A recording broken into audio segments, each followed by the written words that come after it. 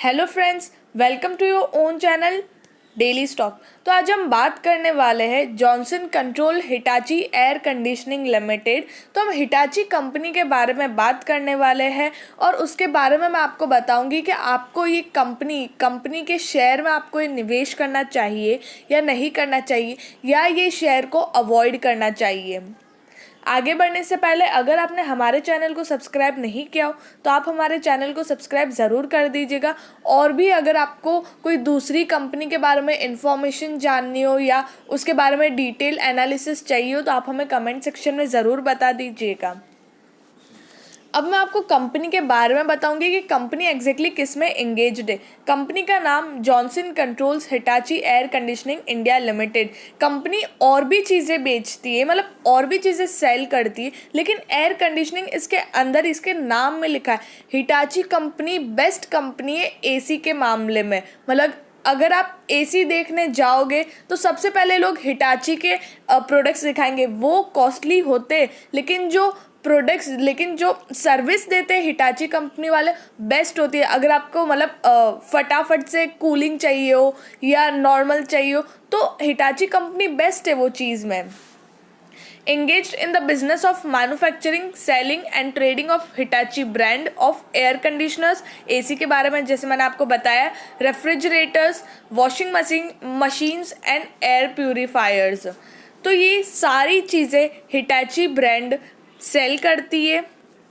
मतलब एक तरह से जो घर में जो बेसिक नीड्स होती है लोगों की, एसी नहीं लेकिन रेफ्रिजरेटर हो गया, वॉशिंग मशीन्स हो गया, एयर कंडीशनर भी ले लो। आजकल बेसिक नीड्स हो गए लोगों के। अगर गर्मी के मौसम में आप मतलब नॉर्मल से नॉर्मल घर में भी अगर आप जाओगे तो एसी होगी, अवेलेबल होगी वहाँ पे। तो ये सब बेसिक नीड्स हो गई है आजकल के लोगों की। तो और हिटाची ऐसी ब्रांड है जो बहुत ज़्यादा फेमस है इन सारे प्रोडक्ट्स में। तो कभी मतलब आप अभी भी कभी ऐसा नहीं होगा कि ये हिटाची कंपनी नीचे आ जाएगी, ऐसा कुछ भी कभी नहीं होगा। अब मैं आपको आगे बताऊंगी कि और क्या क्या चीज़ें हैं।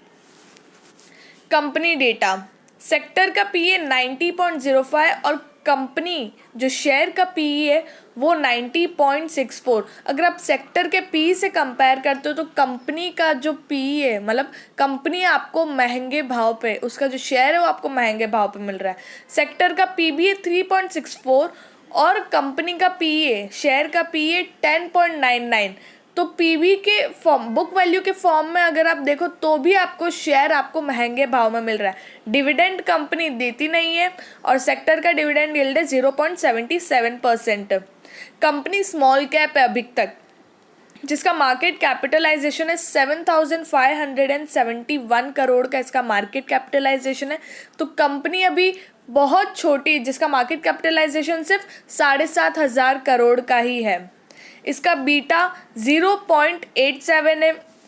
बीटा का मीनिंग क्या होता है? अगर कभी भी मार्केट ऊपर जाता है तो एक कंपनी, ये जो शेयर का प्राइस है वो 8.7% से ऊपर जाएगा, जो बहुत ज़्यादा अच्छी बात है। मतलब इतना ऊपर जाना तो आपको डायरेक्ट बहुत ज़्यादा रिटर्न मिल जाएगा एक ही दिन में। लेकिन एक नेगेटिव बात भी, अगर ऐसी कोई न्यूज़ आती है जहाँ पे मार्केट नीचे आ रहा हो तो कंपनी का शेयर प्राइस भी 8.7% से नीचे आएगा। कोई चीज़ अगर अच्छी होती है उसके पॉजिटिव पॉइंट्स होते हैं तो उसके नेगेटिव पॉइंट्स भी होते हैं साथ में। 20-डे एवरेज, अगर आप एवरेज निकालते हो 20 डेज़ का तो कितने लोगों ने इस शेयर की डिलीवरी उठाई है? 16,755। मतलब लोग ये शेयर की डिलीवरी बहुत कम उठाते हैं क्योंकि ये शेयर में इतनी ज़्यादा वॉलेटिलिटी है। मतलब 100-200 पॉइंट की वॉलेटिलिटी होती रहती, मतलब इतनी 100-150 पॉइंट की। तो लोग इसमें से इंट्राडे करके अच्छा मुनाफा कमा लेते हैं।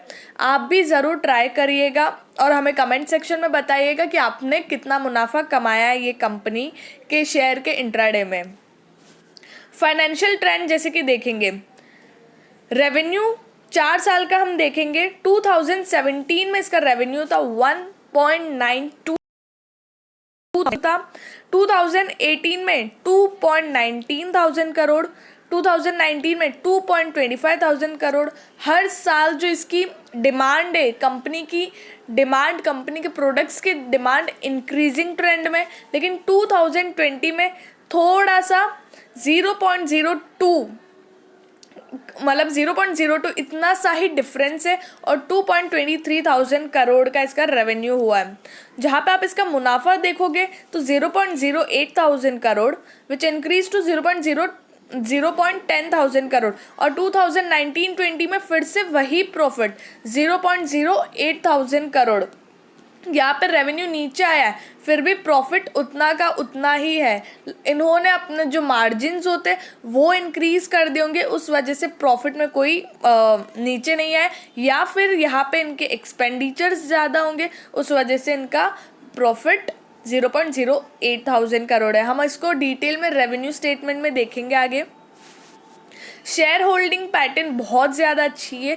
प्रमोटर्स जो कंपनी के, जिन्होंने कंपनी बनाई है, उन्हीं के आप है ना शेयर होल्डिंग, उनकी होल्डिंग्स देखो 74.25%, मतलब कितनी ज़्यादा है, कितना ज़्यादा परसेंटेज है। म्यूचुअल फंड है उसमें से 13.88%। म्यूचुअल फंड्स ने भी बहुत अच्छा इन्वेस्ट किया हुआ है। DIIs, जहाँ पे DIIs है 1.23% और फॉरेन इंस्टीट्यूशन है 0.95%। तो ओवरऑल अगर आप देखोगे तो 90%, 90 से 91% सिर्फ बड़े बड़े इन्वेस्टर्स के पास है, जहाँ पे छोटे मोटे रिटेल एंड अदर्स छोटे मोटे इन्वेस्टर्स है उनके पास सिर्फ 9.66% है।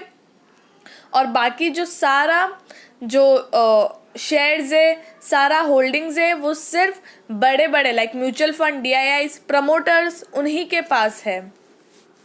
रेवेन्यू स्टेटमेंट हम क्वार्टरली वाइज देखेंगे।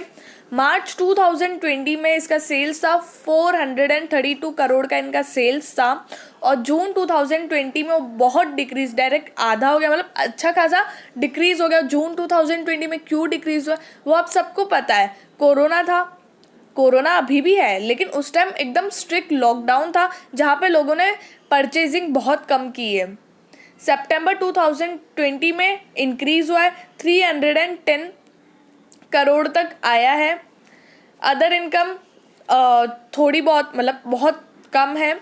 तो टोटल इनकम अगर आप देखोगे तो 434 करोड़ का इनका टोटल इनकम था, जो जून 2020 में 270, और जून और सितंबर 2020 में 311 करोड़ का इनका टोटल इनकम हुआ। टोटल एक्सपेंडिचर्स भी इनके अच्छे खासे हैं, जहाँ पे टोटल एक्सपेंडिचर्स आप 423 करोड़ की इनके एक्सपेंडिचर्स, और जहाँ पे इनका टोटल इनकम कितना है 434 करोड़।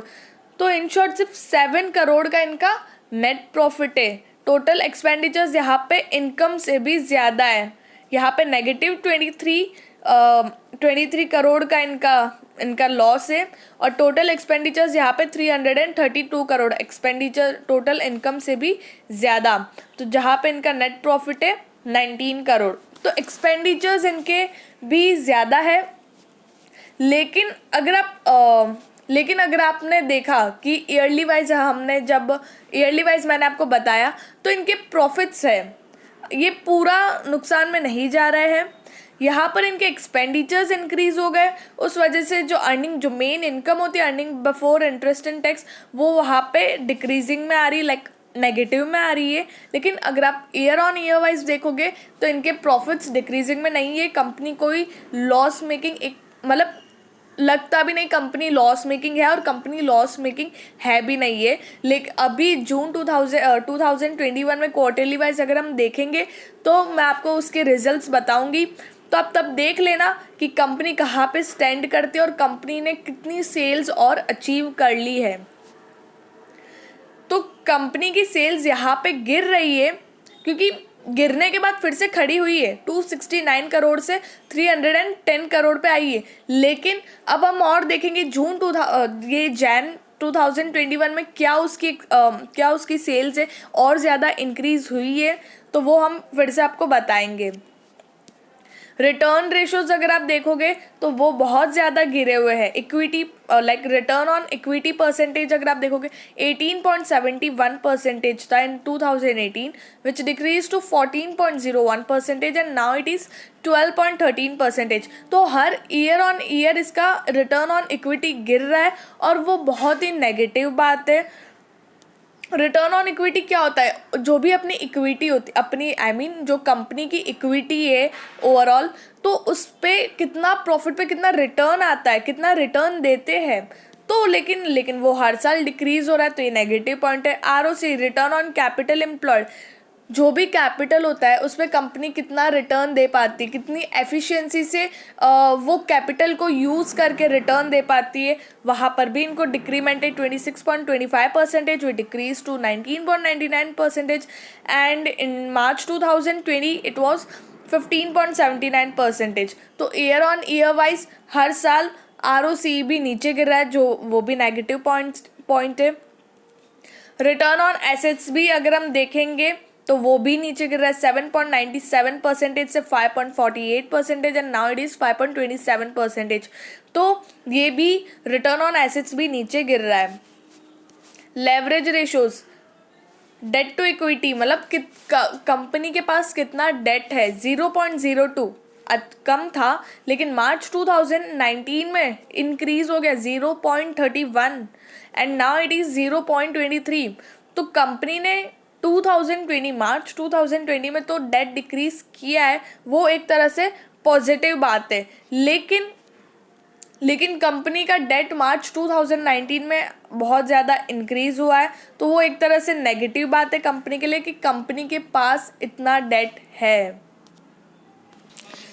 तो कंपनी का जो डेट है वो मार्च 2020 में तो डिक्रीज़ हुआ है, तो वो एक तरह से अच्छी बात है कि कंपनी ट्राई कर रही है कि वो अपना डेट डिक्रीज़ करे। अब हम इंटरेस्ट कवरेज रेशो देखेंगे तो वो हर साल डिक्रीज़ हो रहा है 77.44% से 50.21%, एंड नाउ इज 24.72%। तो हर साल कंपनी का इंटरेस्ट कवरेज रेशियो डिक्रीज हो रहा है, तो वो अच्छी बात नहीं कि कंपनी की जो इंटरेस्ट पे करने की कैपेबिलिटी है वो डिक्रीज हो रही है।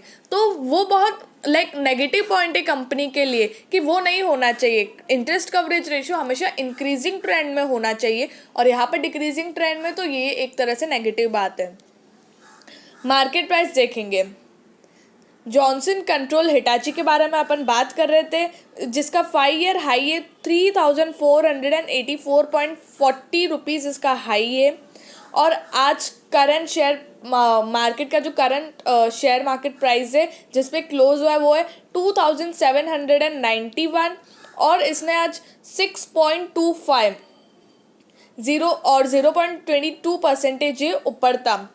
लेकिन अगर आप देखोगे, अगर आप दिन के स्टार्टिंग से लेके एंड तक देखोगे तो इसमें जो वॉलेटिलिटी है वो बहुत ज़्यादा है। आप खुद जाके चेक कर सकते हो और फिर आप ट्राई भी कर सकते हो मार्केट कहाँ पे जा रहा है, मार्केट नीचे जा रहा है, मार्केट ऊपर जा रहा है। अगर नीचे जा रहा है तो आप सेल करिए, ऊपर जा रहा है तो आप बाय करिए, तो आपको इंट्राडे में इससे अच्छा मुनाफा मिल सकता है। तो अगर आपको अपॉर्चुनिटी ग्रैब करना आता है इंट्राडे में तो ही आप इंट्राडे करिए, वरना आप इंट्राडे मत करिए। और अभी इसमें लॉन्ग टर्म के लिए निवेश नहीं कर सकते हो, क्योंकि हम एक बार अगर इसका जैन क्वार्टर का इसका हम रिजल्ट्स देख ले, अगर वो अच्छे हो तो ही हम इसमें निवेश कर सकते हैं, लेकिन अभी तो हाल फिलहाल नहीं कर सकते। और एक तरह से क्या बात आ गई कि ये एसीज में सबसे ऊपर है, ठीक है। और जून उस टाइम पूरा बंद था, सितंबर फिर अक्टूबर फिर उस टाइम से बारिश थी और ठंडी का थोड़ा बहुत मौसम, तो एसी इतने बिके नहीं उस टाइम पे, तो उस वजह से। और अभी पूरा ठंडी आ चुका है, तो देखते हैं कि अब कितनी ज़्यादा अगर इसकी सेल्स होती है तो इसमें अच्छी खासी बढ़ोतरी हो सकती है, शेयर के प्राइस में अच्छा खासा आप रिटर्न कमा सकते हो। लेकिन अभी इसमें निवेश नहीं कर सकते, और अगर आपको अपॉर्चुनिटी लेना आता है इंट्राडे में तो आप इसमें ज़रूर निवेश करिएगा। और अगर आपको वीडियो अच्छी लगी तो please like and share and subscribe our channel.